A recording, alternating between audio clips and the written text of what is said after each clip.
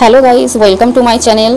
আমি একটি রেসিপি নিয়ে এসেছি। রেসিপিটার নাম হলো দই ভাত, যেটা ছোট বড় সবাই খেতে ভালোবাসে। তো আপনারা একবার ট্রাই করে দেখতে পারেন। বানানোর জন্য লাগবে সিদ্ধ আলু, একটি শসা ও একটি গাজর। সিদ্ধ আলুটাকে গ্রেট করে নিতে হবে, গাজর ও শসাটাকেও গ্রেট করে নিতে হবে, ধনিয়া পাতা কুচিয়ে নিতে হবে। প্রথমে ঘি দেবো কড়াইয়ে, ঘিয়ের পরে সর্ষে ফোড়ন, তারপরে গাজর, আলু, শসাটাকে গ্রেট করা দিতে হবে।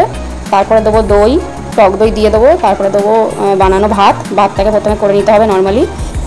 তারপরে দেবো নুন ও জিরা পাউডার।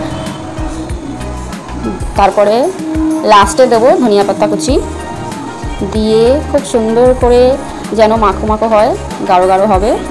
হ্যাঁ, আপনারা যদি ঝাল দিতে চান তাহলে একদম সামান্য দিলেও হবে। এটা ছোটো বড়ো খেতে খুবই ভালোবাসে।